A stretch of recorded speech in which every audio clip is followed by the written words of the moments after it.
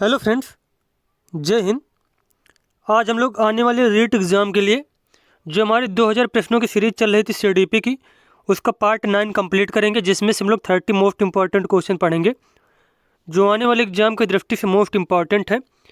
और अगर आपको वीडियो अच्छा लगे तो चैनल को सब्सक्राइब करें, वीडियो को लाइक करें, कमेंट करें। तो चलिए देखते हैं। यहाँ पे क्वेश्चन दिया गया है, निम्न में से जो मानव को सबसे अधिक प्रभावित करते हैं या फिर करता है, कौन कौन से वंश परंपरा प्रभावित करेगा, वातावरण या फिर दोनों नहीं। तो इस क्वेश्चन का आंसर हो जाएगा कि मानव को सबसे अधिक प्रभावित कौन करता है, वंश परंपरा और वातावरण, दोनों ही चीज़ें मानव को प्रभावित करती हैं। तो इसका आंसर हो जाएगा उक्त दोनों। सी नंबर यहाँ पे सही हो जाएगा।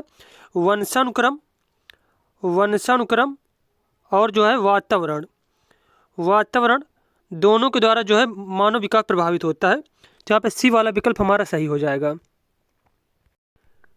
उसके बाद क्वेश्चन दिया गया है, पैतृक गुणों के हस्तांतरण के सिद्धांतों को स्पष्ट किया था डार्विन ने, मेंडल ने, रूसो ने या फिर लॉक ने। तो इसका आंसर हो जाएगा मेंडल ने। किसने? मेंडल ने।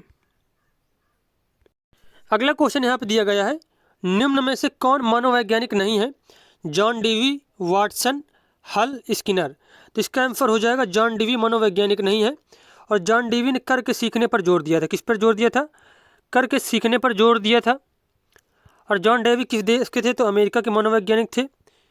उसके बाद एक पॉइंट इनके बारे में काफ़ी पूछा जाता है, इन्होंने बताया था कि शिक्षा जो होती है कैसी प्रक्रिया है, त्रिध्रुवी प्रक्रिया है। त्रिध्रुवी प्रक्रिया है, त्रिध्रुवी प्रक्रिया है। और 3 ध्रुव कौन से बताए थे? 3 ध्रुव इनके अनुसार कौन कौन से थे, ये भी नोट करना है आपको। 3 ध्रुव थे।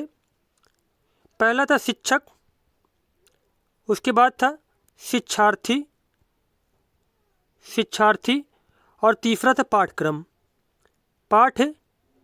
तीसरा ध्रुव कौन था? पाठक्रम था। तो ये सारी चीज़ें याद रखना है। उसके बाद बात कीजिए वाटसन को, तो वाटसन को व्यवहारवाद का जनक कहा जाता है, व्यवहारवाद का जनक कहा जाता है।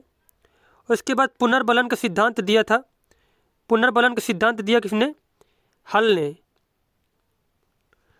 पुनर्बलन का सिद्धांत दिया था क्लार्क हल ने। और स्किनर जो थे, स्किनर कौन से मतलब क्रिया प्रसूत अनुबंधन का सिद्धांत दिया था, क्रिया प्रसूत अनुबंधन का सिद्धांत दिया। इसे नैमित्तिक अनुबंधन के नाम से जाना जाता है, नैमित्तिक अनुबंधन के नाम से जाना जाता है। तो ये सारे पॉइंट आपको याद रखने हैं। अगला क्वेश्चन यहाँ पे दिया गया है, उत्तर बाल्यावस्था की विशेषता क्या है? आत्मनिर्भर होना, मित्र मंडली या समूह का निर्माण, स्वतंत्र होना या फिर उपयुक्त सभी। तो ये सारी चीज़ें उत्तर बाल्यावस्था की विशेषता होती है। तो यहाँ पे आंसर हो जाएगा उपयुक्त सभी। उसके बाद क्वेश्चन है, व्यक्ति एवं बुद्धि में वंशानुक्रम की नाम मात्र भूमिका है, महत्वपूर्ण भूमिका है, अपूर्वानुमेय भूमिका है या फिर आकर्षक भूमिका है। तो इस क्वेश्चन का आंसर हो जाएगा व्यक्ति एवं बुद्धि में वंशानुक्रम की महत्वपूर्ण भूमिका होती है। अगला क्वेश्चन यहाँ पे दिया गया है, बालक के सामाजिक विकास में सबसे महत्वपूर्ण कारक कौन सा है? जातिवाद, आनुवांशिकता, वातावरण, विद्यालय। तो इसका आंसर हो जाएगा वातावरण। अगला प्रश्न यहाँ पे है, लड़कियों में बाह्य परिवर्तन किस अवस्था में होने लगते हैं? तो किशोरावस्था में। कौन सी अवस्था में? किशोरावस्था में। और इसकी एज होती है 12 से 18 वर्ष, 12 से 18 वर्ष एज होती है। और किशोरावस्था में संवेगों का परिवर्तन होने लगता है, संवेगों का परिवर्तन होने लगता है। और किशोरावस्था को, ये स्टेटमेंट बहुत ज़्यादा इम्पोर्टेंट है, संघर्ष, तनाव, तूफान और विरोध की अवस्था कहा जाता है। संघर्ष, तनाव, तूफान, विरोध की अवस्था कहा जाता है।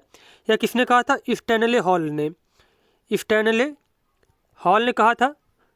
और एक पॉइंट ये भी नोट करना है आपको, बाल मनोविज्ञान का जनक किसे कहा जाता है?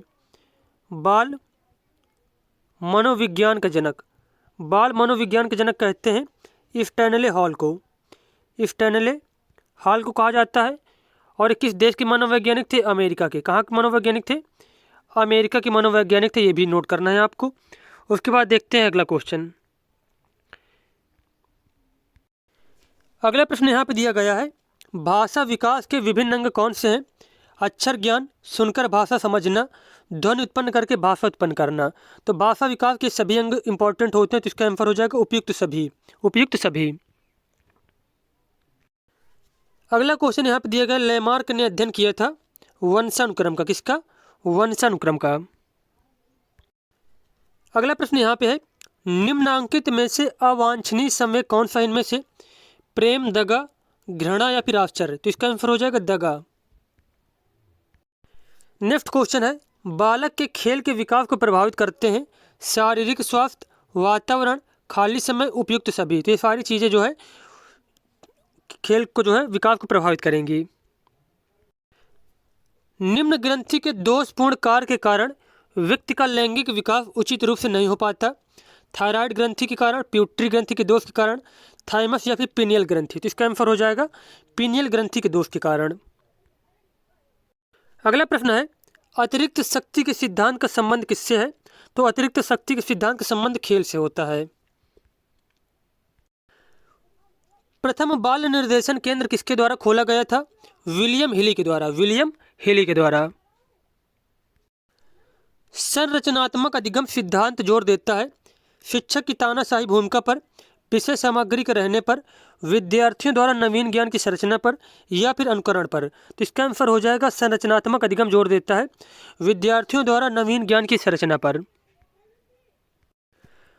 अगला क्वेश्चन है, क्रियात्मक अनुसंधान का उद्देश्य क्या है? तो क्रियात्मक अनुसंधान का उद्देश्य होता है विद्यालय तथा शैक्षिक प्रणाली में सुधार।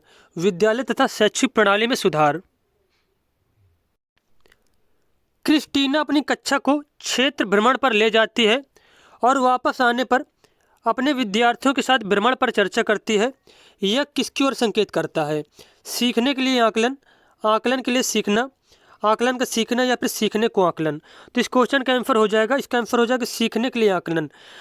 क्रिस्टीना जो थी अपनी कक्षा को क्षेत्र भ्रमण पर ले जाती है, तो जो बच्चे होते हैं क्षेत्र भ्रमण पर जाने के बाद कुछ चीज़ें सीखते हैं, तो वही चीज़ों का जो क्रिस्टीना आकलन करती है और उस पर चर्चा करके। तो इसका आंसर हो जाएगा सीखने के लिए आकलन। अगला प्रश्न है, सबसे अधिक गहन और जटिल सामाजिकरण होता है किशोरावस्था के दौरान। किशोरावस्था के दौरान। सीखने का वह सिद्धांत जो पूर्ण रूप से केवल अवलोकनीय व्यवहार पर आधारित है, सीखने के सिद्धांत से संबंधित है। तो जो केवल अवलोकनीय व्यवहार पर आधारित है वह संबंधित है व्यवहारवादी सिद्धांत से। व्यवहारवादी सिद्धांत से। और एक पॉइंट नोट करना कि व्यवहारवाद के जनक किसे कहा जाता है? व्यवहारवाद का जनक, व्यवहारवाद का जनक कहा जाता है जेबी वाटसन को। जेबी वाटसन को व्यवहारवाद का जनक कहा जाता है। व्यक्तिगत विद्यार्थी एक दूसरे से किसमें भिन्न होते हैं? विकास की दर में, विकास क्रम में, विकास की सामान्य क्षमता में या फिर वृद्धि एवं विकास के सिद्धांत में। तो इस क्वेश्चन का आंसर हो जाएगा कि व्यक्तिगत विद्यार्थी एक दूसरे से विकास की दर में भिन्न होते हैं, जबकि विकास क्रम सभी में सेम होता है। विकास की सामान्य क्षमताएं होती सभी में, वृद्धि एवं विकास सिद्धांत का सभी जो है पालन करते हैं। लेकिन जो है विकास की दर मतलब किसी की दर, जो दर से क्या तात्पर्य? स्पीड। किसी की स्पीड जो ज़्यादा तेज़ी से विकास कुछ करता है, कोई जो है विकास धीरे धीरे गति से करता है। किसी का विकास बहुत तेज़ी हो जाता है फिर धीरे हो जाता है, और किसी का विकास कंटिन्यू चलता रहता है, एक स्पीड से चलता रहता है। तो यहाँ पे आंसर हो जाएगा कि व्यक्तिगत विद्यार्थी एक दूसरे से विकास की दर में भिन्न होते हैं। अगला क्वेश्चन है, पियाजे के अनुसार संज्ञानात्मक बाल विकास की कितनी अवस्थाएं होती हैं? तो 4 अवस्थाएं होती हैं। कौन कौन सी होती हैं वो 4 अवस्थाएं हम लोग देखते हैं। तो पहली होती है संवेदी गामक अवस्था, संवेदी गामक, संवेदी गामक अवस्था। दूसरी होती है पूर्व संक्रियात्मक अवस्था, पूर्व संक्रियात्मक अवस्था। तीसरी होती है मूर्त संक्रियात्मक, और चौथी होती है अमूर्त संक्रियात्मक अवस्था। तो ये सारी अवस्थाएं आपको याद रखनी है। नेक्स्ट क्वेश्चन है, विग व हट के अनुसार की विशेषताओं को सर्वोत्तम रूप से व्यक्त करने वाला एक शब्द है परिवर्तन। परिवर्तन शारीरिक, सामाजिक और मनोवैज्ञानिक होता है। तो विग व हट के अनुसार किशोरावस्था की विशेषताओं को सर्वोत्तम रूप से व्यक्त करने वाला एक शब्द क्या होता है? परिवर्तन। यहाँ पे सी वाला आंसर सही हो जाएगा। अगला क्वेश्चन है, लॉरेंस कोहलबर्ग विकास के क्षेत्र में शोध के लिए जाने जाते हैं। नैतिक, किसके लिए? नैतिक के लिए। नैतिक विकास क्षेत्र में शोध के लिए जाने जाते हैं, और इन्होंने 3 चरण बताए थे और प्रत्येक में 2-2 स्तर थे। तो 6 स्तर थे और 3 चरण थे। अगला प्रश्न है, एक कक्षा में वैयक्तिक विभिन्नताओं के क्षेत्र हो सकते हैं, रुचियों के, सीखने के, चरित्र के या फिर सभी। तो इसका आंसर हो जाएगा सभी। अगला प्रश्न यहाँ पे है, कौन सा सीखना स्थायी होता है? रटकर सीखना स्थायी होता है। उसके बाद क्वेश्चन दिया गया है, औपचारिक संक्रियात्मक अवस्था कितने एज तक होती है? तो इसका आंसर हो जाएगा 11 वर्ष के बाद जो है तो औपचारिक संक्रियात्मक अवस्था, या फिर इसे ही अमूर्त संक्रियात्मक कहा जाता है। और एक किसके द्वारा दी गई थी? पियाजे के द्वारा। तो पियाजे ने जो 4 अवस्थाएं बताई थी, तो उन सभी की आपको ये एज याद रखना है। जैसे कि जन्म से 24 माह या फिर 2 वर्ष तक रहती संवेदी गामक अवस्था। उसके बाद 2 से 7 वर्ष तक रहती पूर्व संक्रियात्मक अवस्था।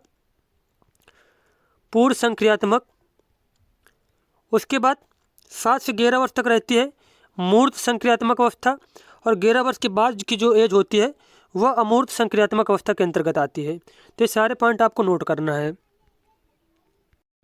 अगला क्वेश्चन यहाँ पे दिया गया है, भाषा अवबोधन से संबंध विकास है। तो इसका आंसर हो जाएगा अफेजिया, जिसको भाषाघात भी कहते हैं। क्या हो जाएगा? अफेजिया। जैसे डिस्लेक्सिया क्या होता है? पढ़ने में जैसे कि कठिनाई होती है, पढ़ने संबंधित विकार होता है डिस्लेक्सिया। एस्पीसिया क्या होता है? वाक संबंधित विकार होता है। और एप्रेक्सिया क्या होता है? चलाघात होता है। और एफेजिया जो होता है भाषाघात, मतलब भाषा बोलने में कठिनाई होती है। तो इस क्वेश्चन का आंसर हो जाएगा एफेजिया, भाषाघात। नेक्स्ट क्वेश्चन यहाँ पर दिया गया है, हॉर्नी के अनुसार मौलिक दुश्चिंता के संप्रत्यय का विकास होता है बाल्यावस्था में। कब होता है? बाल्यावस्था में। उसके बाद क्वेश्चन है, जीव में विकास तथा वर्धन का पूरा होना परिपक्वता कहलाता है। यह परिभाषित किया था सार्टेन ने। किसने? सार्टेन ने। अगला क्वेश्चन दिया है, किसने बालक के प्राकृतिक विकास पर प्रभाव पर बल दिया था? तो मॉन्टेसरी ने। किसने दिया था? मॉन्टेसरी ने।